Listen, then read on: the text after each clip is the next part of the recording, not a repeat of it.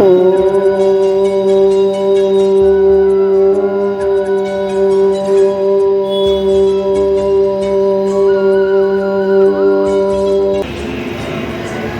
आपको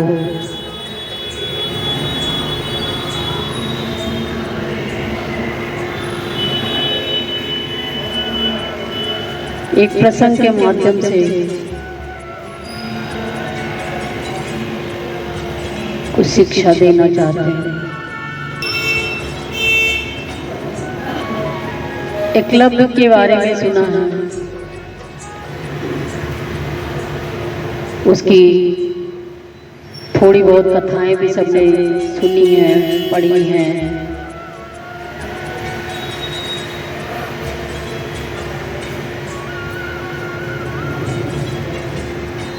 एकलव्य महाभारत के समय में हुए थे, जब कौरव और पांडवों की दीक्षा चल रही थी। उसी समय एकलव्य को भी धनुर्विद्या में रुचि होने के कारण वो भी द्रोणाचार्य जी के पास पहुंचे और उनसे धनुर्विद्या सीखने के लिए प्रार्थना की, याचना की कि उनसे वो उन्हें भी शिक्षा दें। पर द्रोणाचार्य जी भीष्म पितामह जी को वचन दे चुके थे कि वो कौरवों और पांडवों के ही बच्चों को शिक्षा देंगे और किसी को शिक्षा नहीं देंगे। इस वचन के कारण उन्होंने एकलव्य को अपना शिष्य बनाने से मना कर दिया।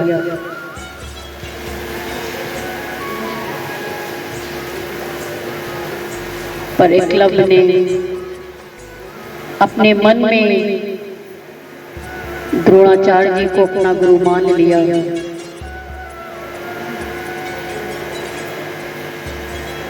अब वो अपने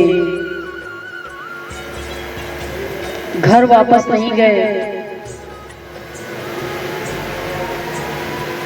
वहीं पर थोड़ी दूरी पर जाकर उन्होंने द्रोणाचार्य जी की मूर्ति बनाई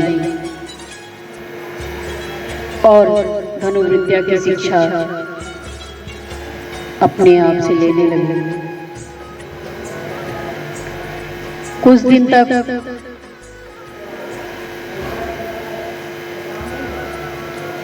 एकलव्य गुरु द्रोणाचार्य के साथ रहे थे। चूंकि उन्हें शिष्य नहीं बना सकते थे, लेकिन गुरु की सेवा करने के लिए कुछ समय वहां पर रुके। तब वो उसी समय चोरी छिपे द्रोणाचार्य की जो शिक्षा कौरवों को और पांडवों को देते थे, तब उन्होंने बहुत सारी चीजें सुनी और सीखी थी। पर ये बात किसी को नहीं मालूम चली। कुछ समय बाद ये भेद जब खुला, कौरवों ने उन्हें देख लिया ऐसा करते हुए, तब उन्हें वहां से हटाया गया और फिर उन्होंने कुछ दूरी पर जाकर द्रोणाचार्य जी की मूर्ति बनाकर और ध्यान लगाकर बैठने लगे। वहीं पर अपनी जो सुनी थी उन्होंने शिक्षा, उसका अभ्यास करने लगे और मन को एकाग्र कर करके बैठ जाते और ध्यान में गुरुदेव से अपने कहते कि हमें आगे की शिक्षा दीक्षा दीजिए। यहाँ पर ये कथा सुनाने का मर्म ये है कि एकलव्य ने जो कुछ सुना था अपने गुरुदेव से, उसको अपने जीवन में उतारा और उसके आगे उन्होंने अपने ध्यान को किस तरह से एकाग्र किया, किस तरह से अपने गुरु की अंतर्मन की आवाज से अपनी शिक्षा दीक्षा को आगे बढ़ाया। यही बात आप लोगों को भी सिखाई जा रही है कि आप ध्यान में बैठकर अपने गुरुदेव से सारी समस्याओं का निवारण कर सकते हैं और आगे बढ़ने के लिए, अपनी मंजिल को पाने के लिए ऐसे ही रास्ता मिलेगा। एकलव्य इसी तरह से अपनी शिक्षा दीक्षा पूर्ण करते रहे। कुछ समय बाद जब कौरव पांडव उस तरफ गए गुरु के साथ अपनी, तब उनके साथ ही कुत्ता होता था जो एकलव्य को भौंक रहा था और एकलव्य ने अपनी धनुर्विद्या से जो भी उनके पास ज्ञान था उन्होंने इस तरह से बाण को मारा कि कुत्ते को नुकसान भी नहीं पहुंचा और वो भौंकना बंद, उसके मुंह में सारे बाण चले गए। ये दृश्य जब अर्जुन ने देखा और द्रोणाचार्य जी ने देखा तो आश्चर्यचकित हो गए। अर्जुन ने भी सोचा कि ये विद्या तो हमें भी नहीं आती, और यहाँ भी द्रोणाचार्य जी ने अर्जुन को वचन दे रखा था कि तुमसे बड़ा धनुर्धर विद्या कोई नहीं कर सकता, कोई नहीं जाने। ये बात बहुत अचंभव वाली थी। द्रोणाचार्य जी को चिंता हो गई कि यदि एकलव्य की ऐसी विद्या है, ऐसे उसका ज्ञान है, तो वो अर्जुन से भी बड़ा धनुर्धारी बन जाएगा। वह अर्जुन को वचन देने के कारण ही उन्होंने एकलव्य से अंगूठा मांग लिया। और यहाँ सबसे बड़ी बात यह है कि एकलव्य के हृदय में तनिक भी किसी तरह का ईर्ष्या दोष कुछ भी नहीं आया। उसने गुरुदेव को तुरंत अंगूठा समर्पित कर दिया। इतनी एकाग्रता, इतना समर्पण एकलव्य से ही सीखने को मिलता था।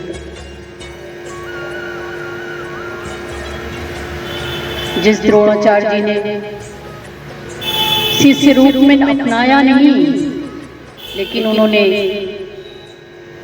दक्षिणा ले ली सिर्फ अपने वचन को निभाने के लिए।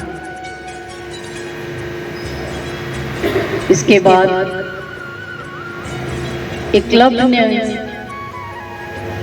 धनुष तीर चलाना, धनुर्विद्या बंद नहीं की। उन्होंने बिना अंगूठे के ही अभ्यास करना शुरू कर दिया और उस हालत में भी वो अच्छे धनुर्धर बने। समय बीता, एकलव्य अपने राज्य को संभालने लगे थे। कुछ समय पश्चात की बात है, ये बात कृष्ण भगवान को पता चली। तब बड़े भी हो गए थे, राज्य संभालने लगे थे। कुछ ऐसी परिस्थितियां थी जब युद्ध हुआ, उस समय कृष्ण भगवान के वंशज मारे जा रहे थे और वो एकलव्य भी थे जिसने ऐसी स्थिति बना दी थी कि सभी हार गए। तब कृष्ण भगवान को पता चला और उनके भी चिंता हुई कि अगर ये जीवित रहे, कौरवों की तरफ से युद्ध करेंगे तो फिर पांडव नहीं जीत सकते हैं। एकलव्य का वध वहीं पर होता है। भगवान श्री कृष्ण के हाथों से हुआ। ये प्रसंग लाने का सिर्फ आपको बताने का सिर्फ एक ही उद्देश्य है कि किसी भी परिस्थिति में हमें हार नहीं माननी चाहिए। अपने गुरुदेव के प्रति कितना समर्पित होना चाहिए और अगर अभ्यास करना है तो किसी भी परिस्थिति में हम रास्ता निकाल सकते हैं। हमें भी अपने जीवन में जो भी शिक्षा मिली है उसका अभ्यास करना चाहिए।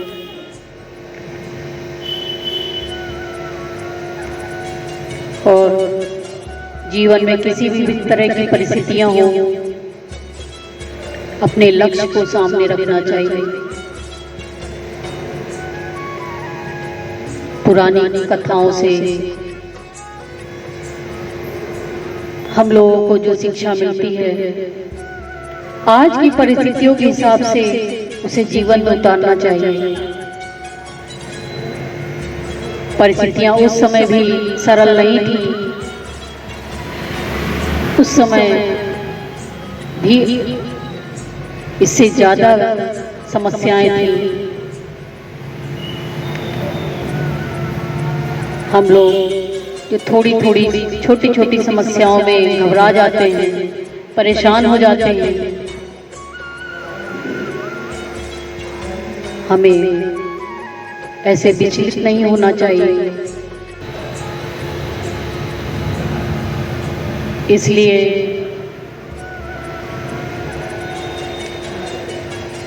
हमें अपने लक्ष्य को ध्यान में रखते हुए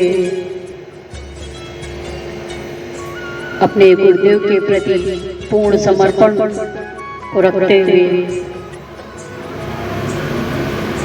अभ्यास करते रहना चाहिए। बिना अभ्यास के कुछ भी संभव नहीं है। अपने जीवन में हर परिस्थितियों को देखते हुए, उनका सामना करते हुए, उसका निवारण करते हुए अपने गुरुदेव के दिए हुए मंत्र का जप करते रहें, जिससे कि हमको अपनी मंजिल मिले और हम लोग इस आवागमन से छुटकारा पाएं।